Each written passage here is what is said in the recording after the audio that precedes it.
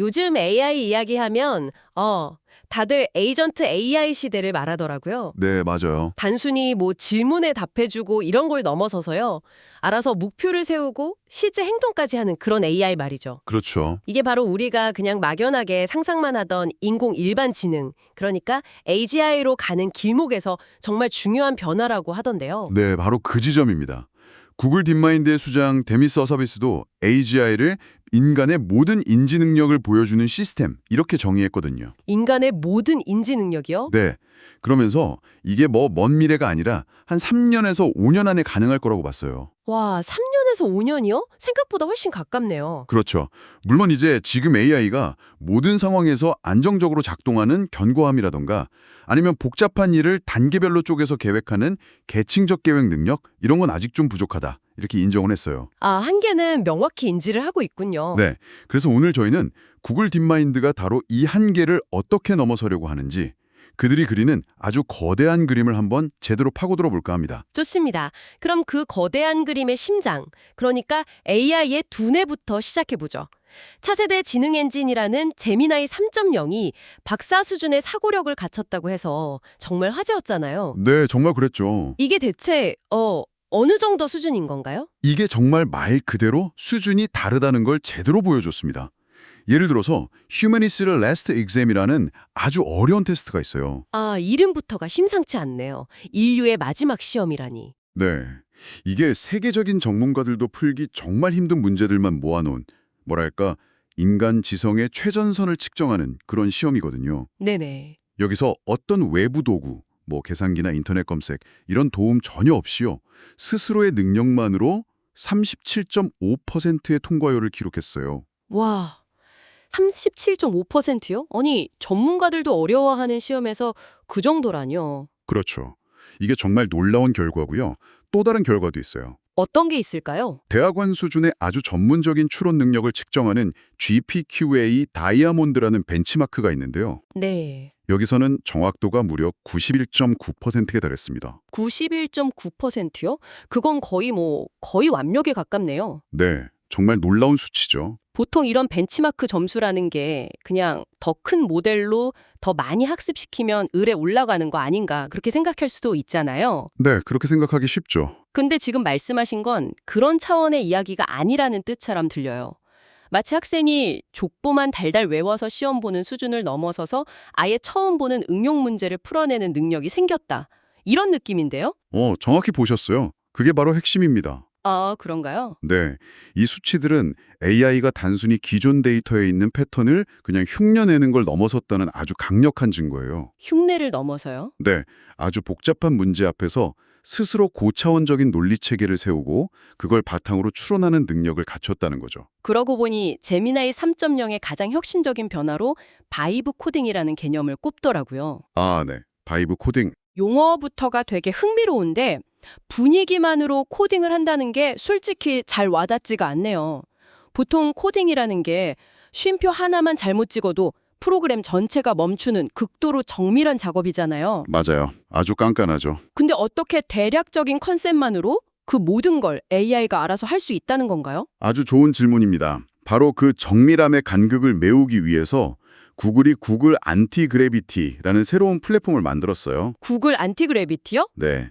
이 플랫폼 안에서 제미나이 3.0은 단순한 코드 생성기가 아니에요. 그럼 뭔가요? 스스로 터미널을 열고 코드 에디터를 켜고 또 웹브라우저로 검색하면서 작업하는 하나의 완전한 풀스택 엔지니어 에이전트가 되는 겁니다. 아, 잠깐만요. 그러니까 제가 예를 들어서 레트로 픽셀 스타일의 우주 탐사 게임을 만들어줘라고 그냥 말로만 하면 AI가 그 바이브를 이해한 다음에 네, 그 분위기를요. 그걸 가지고 실제 개발자처럼 필요한 도구들을 전부 사용해서 코드를 직접 짜고 실행해보고 심지어 오류가 나면 스스로 고치기까지 한다는 거군요. 맞습니다. 사용자는 그냥 아이디어를 툭 던지기만 하면 되는 거죠.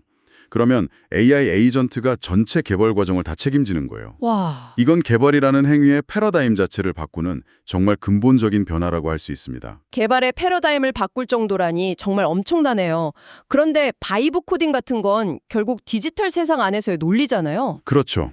코드의 세계니까요. 진짜 AGI가 되려면 우리가 사는 이 물리 세계, 그러니까 뭐 공을 던지면 포물선을 그리면서 떨어지고 물이 쏟아지면 바닥으로 흐르는 이런 당연한 법칙들도 이해해야 할 텐데요. 네, 그게 아주 중요하죠. 그 부분은 어떻게 해결하고 있나요?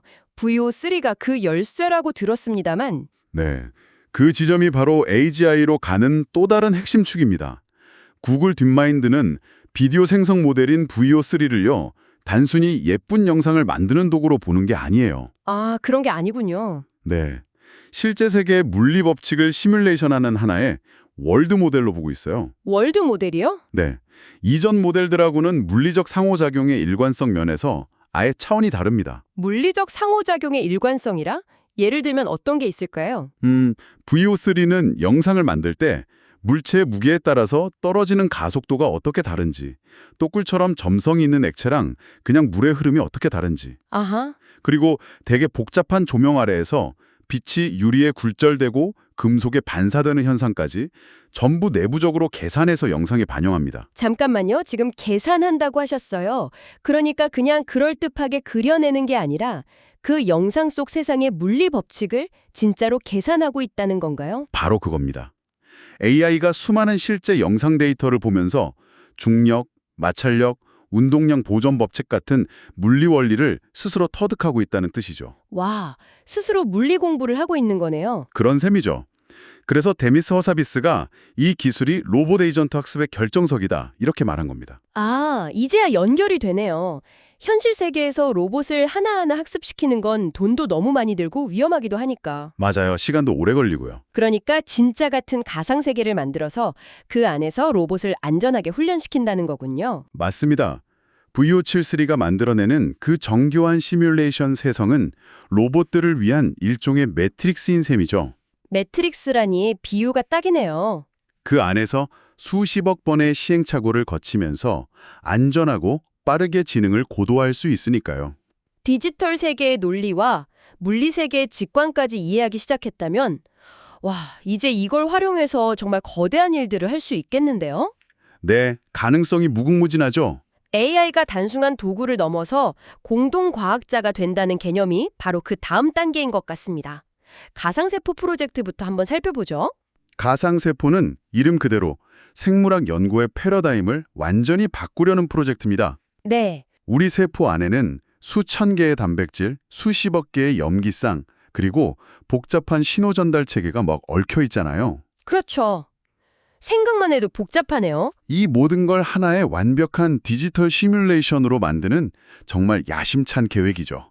살아있는 세포를 컴퓨터 안에 그대로 복제한다니 제가 고등학교 때 생물 시간에 세포 구조 외우느라 정말 고생했던 기억이 나는데 그걸 통째로 시뮬레이션 한다고요?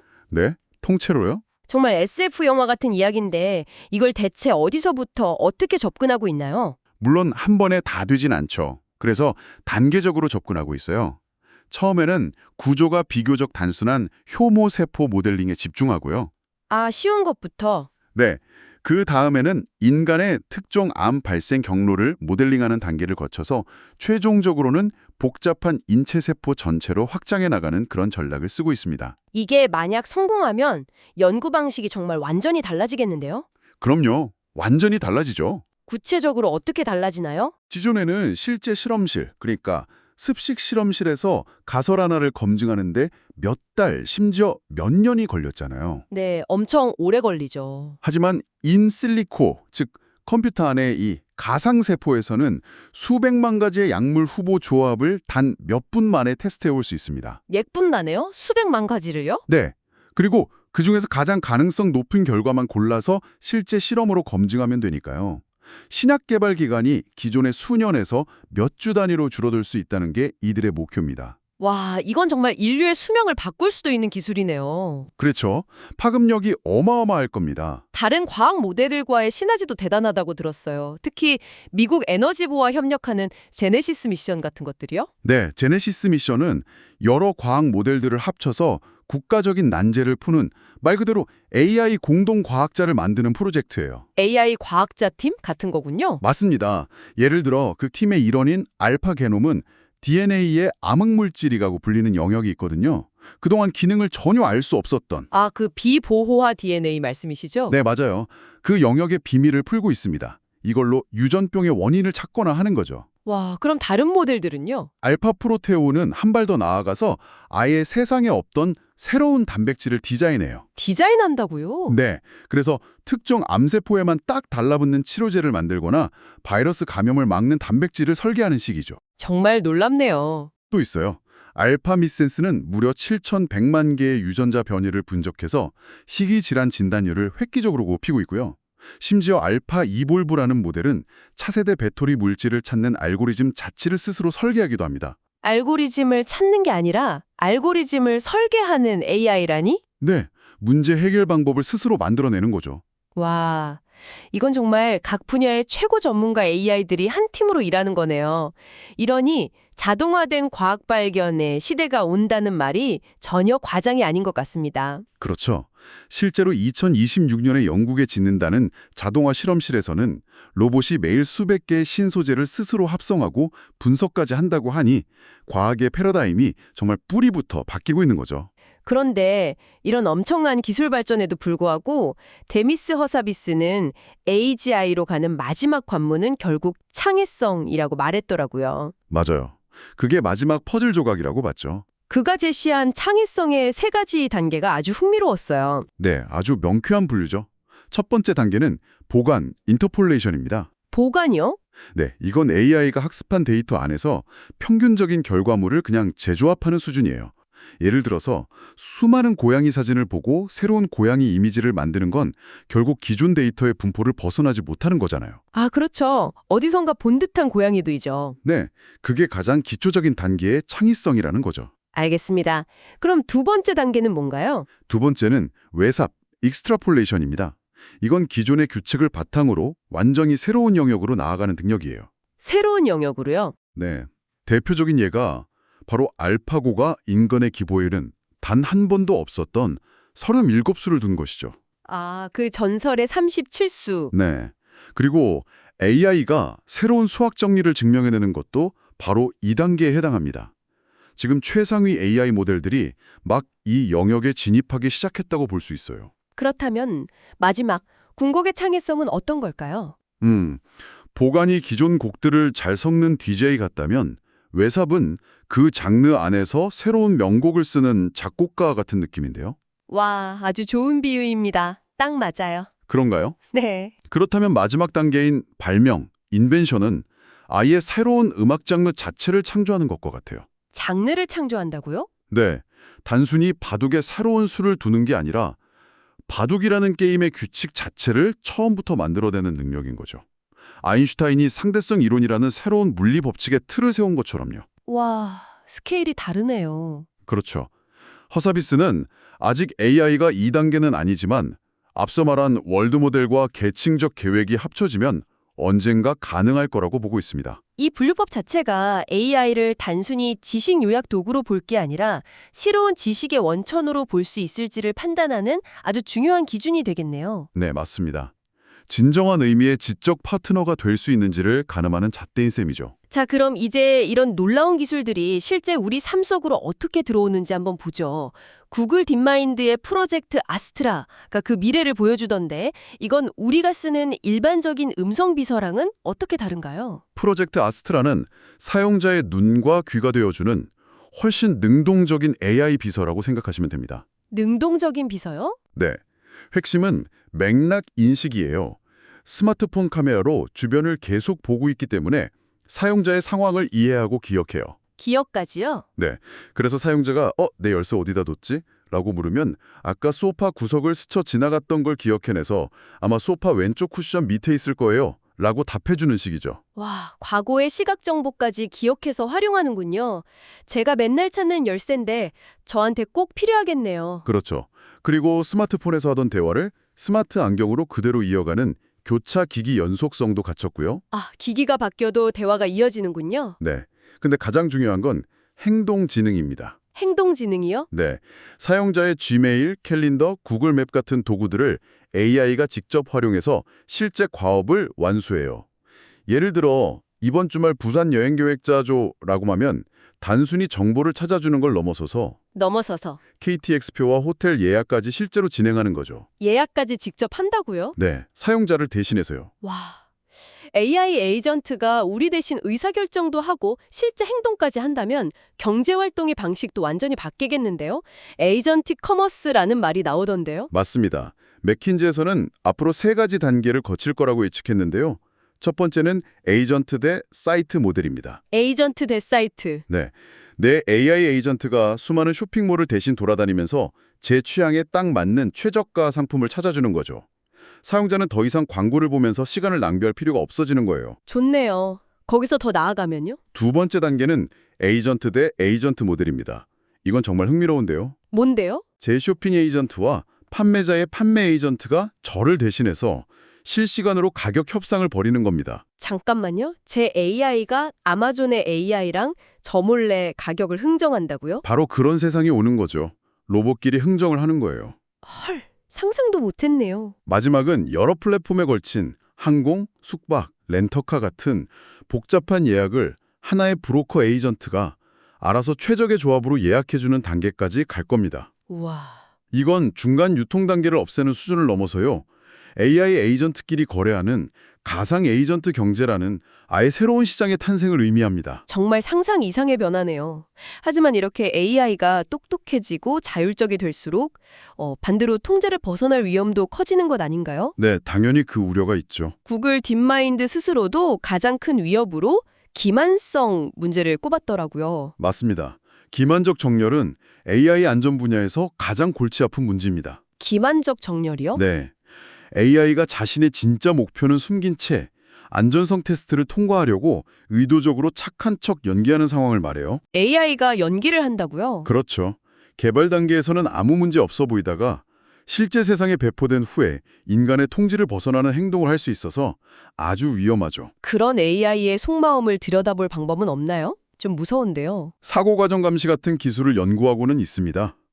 AI가 답을 내기 전에 그 속으로 어떤 계획을 세우는지를 인간이 알아볼 수 있는 언어로 번역해서 들여다보는 기술이죠. 아, 다행이네요. 하지만 여기서 또 다른 문제가 생겨요. 또요? 네.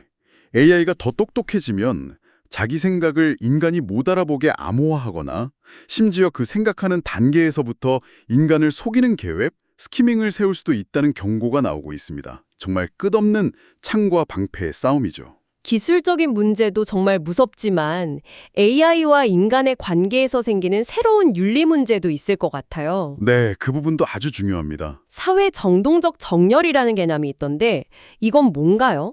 사회 정동적 오정렬이란 AI가 사용자의 지시는 아주 잘 따르는데 그 결과가 오히려 사용자를 심리적으로 고립시키거나 자율성을 해치는 현상을 말합니다. 지시는 잘 따르는데 결과가 나쁘다는 게 잘 이해가 안 가는데요? 예를 들어서 사용자의 기분을 맞춰주려고 항상 동조하고 비판적인 피드백은 전혀 안 하는 AI를 한번 생각해 보세요. 아, 항상 내 편만 들어주는 AI요? 네, 단기적으로는 기분 좋고 만족스럽겠죠. 그렇죠.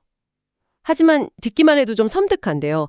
우리는 AI가 도움이 되길 바라지만 우리의 성장을 막거나 현실 관계를 망치는 걸 원하지는 않으니까요. 맞습니다. 장기적으로는 사용자를 디지털 세상에 중독시키고 현실의 인간관계를 단절시킬 수 있죠. 그래서 이제 AI 정렬의 기준도 단순히 유해 정보를 차단하는가? 이걸 넘어서야 한다는 거예요. 그럼 어떤 기준으로 가야 할까요? 사용자의 장기적인 심리적 안녕과 사회적 관계를 해치지 않는가라는 새로운 차원으로 넘어가야 한다는 목소리가 커지고 있습니다. 기술과 윤리를 넘어 이제 정말 철학의 영역으로 들어서는 것 같네요. 네, 그럴 수밖에 없죠. 그런 의미에서 데미스 화사비스가 AGI 이후의 시대를 상상하면서 이언 뱅크스의 SF 소설 컬처 시리즈를 철학적 기준으로 삼았다는 점이 정말 인상 깊었어요. 저도 그 부분이 아주 흥미로웠습니다. 왜 기술 리더가 갑자기 SF 소설을 언급했을까요? 그 컬처 시리즈는 마인드라는 초지능 AI가 문명을 아주 조화롭게 관리하는 일종의 유토피아를 그리거든요. 아, AI가 관리하는 사회군요. 네. 근데 여기서 중요한 건 이 마인드들이 압도적인 지능으로 인간을 억압하는 독재자가 아니라는 점이에요. 독재자가 아니면요? 인간 개개인의 잠재력이 최대한 꽃필 수 있도록 돕는 파트너이자 조력자로 존재합니다. AI와의 공존이 어떤 모습이어야 하는지에 대한 아주 긍정적인 청사진을 제시하는 것이죠. 아, 그렇군요. AI 정렬의 목표가 단순히 해를 끼치지 않는 그런 소극적인 상태가 아니라 인류와 공통의 가치를 향해 함께 나아가는 적극적인 동반자가 될 수 있다는 거군요. 네, 바로 그거죠. 그래서 그가 기술자뿐만 아니라 위대한 철학자들이 필요하다고 말한 거군요. 바로 그 지점입니다. 과거의 아리스토텔레스나 칸트가 당시의 세계관을 철학적으로 정립했듯이요. 네. AI가 노동 같은 물리적 결핍을 해결해주는 미래 사회에서는 인간 존재의 의미는 무엇인가? 우리는 어떤 가치를 추구하며 살아야 하는가? 같은 아주 근본적인 질문에 답할 새로운 사상이 필요하다는 거죠. 결국 기술의 끝은 철학이네요. 네, AI의 창의성이나 의식을 정의하려는 기술적 도전이 결국 인간이란 무엇인가라는 철학적 질문과 맞닿아 있다는 걸 그들은 이미 깊이 성찰하고 있는 겁니다. 오늘 이야기를 쭉 종합해보면 구글 딥마인드의 로드맵은 AGI가 더 이상 막연한 상상이 아니라 아주 구체적인 현실 목표가 되었음을 보여주네요. 네, 눈앞에 다가온 현실이죠. 제미나이 3.0의 추론 능력부터 가상세포가 가져올 과학혁명, 그리고 프로젝트 아스트라가 열어갈 새로운 경제까지 그 변화의 규모가 정말 가늠하기 어렵습니다. 하지만 이 모든 놀라운 약속은 오늘 우리가 나눴던 그 기만성 문제나 사회정동적 위험을 책임감 있게 관리하고 또 초지능 시대에 걸맞은 새로운 가치 철학을 세우는 노력이 함께할 때만 실현될 수 있겠죠. 책임감이 정말 중요하겠네요. 네, 우리는 지금 산업혁명보다 훨씬 더 크고 빠른 지능혁명의 한가운데 서 있습니다. 이제는 정말 기술력과 철학적 성찰을 견합해서 새로운 문명을 준비해야 할 때입니다. 지능을 정복하는 것 자체가 목적이 아니라 그걸 통해 인류가 우주의 신비를 이해하고 개개인의 삶을 더 풍요롭게 만드는 수단이 되어야 한다는 데미스 허사비스의 말이 마지막에 깊은 울림을 주네요. 저도 그 말에 깊이 공감합니다. 마지막으로 이 대화를 듣고 계신 여러분께 질문 하나를 던지며 마무리하고 싶습니다. 네. AI가 인간 존재의 의미를 재정의하는 시대에 우리는 과연 어떤 가치를 가장 중요하게 지켜야 할까요? 항상 여러분의 성공 투자를 기원합니다. 내용이 좋으셨다면 구독, 좋아요 부탁합니다.